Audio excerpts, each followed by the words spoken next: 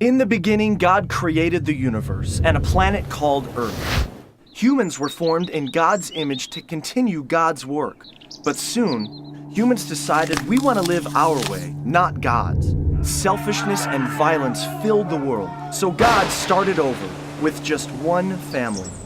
And God made a covenant with a man named Abraham. The land around you is now yours. Your family will be my blessing to the entire world. In just a few generations, they grew into a large nation named Israel. The Egyptians became fearful and forced the Israelites to be their slaves. Through a humble leader named Moses, God led the Israelites in a great exodus back toward their promised land. Along the journey, God gave laws and commands to help the Israelites follow God's ways. Finally, after 40 years of struggle and complaining in the desert, the Israelites arrived back home in the promised land. In victory, the people worshipped God, but soon after, they turned from God and lived their own rebellious ways. This became a pattern from generation to generation. Israel's greatest judge was Samuel. He followed God's ways and spoke for God as a prophet. He told Israel that God was the only king they ever needed. But they desired to be like the corrupt nations surrounding them and insisted, "We want a human king who we can see to rule over us just like the other nations." So Samuel found a man named Saul to be Israel's first king. His reign began well, but before long, Saul stopped following God's ways and made many bad decisions. So Samuel told Saul, "Because you have turned your back on God, God has rejected you as a king." Samuel's search for the next king led to a courageous young shepherd boy named David. When David grew up to be king, God blessed him and the Israelites greatly. But David was not perfect. He had an affair with a married woman and committed a murder to cover it up. But deep inside, David always loved God and would return to living in God's ways. Known as the poet warrior, he wrote music to God called psalms, heartfelt expressions of prayer, struggle, and thankfulness. After many years as king, David gave the throne to his son Solomon. God also told David, "One day, one of your descendants will rule with a kingdom that will never end." Solomon succeeded his father David, becoming the richest king in Israel's history. Full of God's wisdom, Solomon wrote books like Proverbs and built a magnificent temple, a permanent tabernacle reminding people of God's continual presence. But Solomon strayed from God, marrying corrupt wives who led him into worshiping false gods.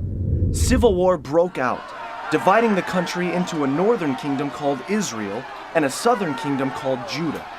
Soon, both of these kingdoms were led by corrupt kings who ignored God's ways. During this time, prophets were sent as messengers, calling the Israelites to return to God. They warned of the destructive consequences ahead. The prophet Elijah, a wild and rugged man, showed up false prophets by calling on God to give an awesome display of fire. The prophet Elisha followed him, bringing a boy back to life by causing him to sneeze. These prophets challenged the Israelites and their kings to return to God's better ways. But the Israelites would not listen. Distracted in their own rebellion, other nations swept in and conquered both of the kingdoms of Israel and Judah. God's people were forced out of the promised land, and many were taken away to be slaves once again. The temple was destroyed, and the people lost everything. This was a time called the exile, where many of the Israelites, now called Jews, were scattered across different lands. One prophet named Daniel was sent to a city named Babylon. The law demanded that everyone pray only to the king of Babylon, but Daniel refused and prayed to God 3 times a day. So Daniel was thrown into a pit of hungry lions. But God closed the mouths of the lions, and Daniel emerged the next morning without a scratch. Though scattered, God was still watching over the Jewish people, and God gave them hope, speaking through the prophet Jeremiah's words.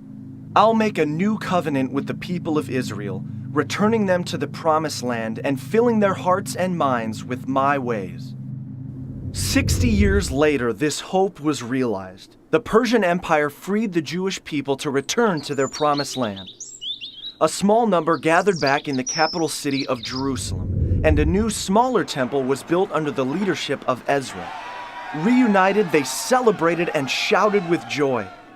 But the elders wept in remembrance of what was lost.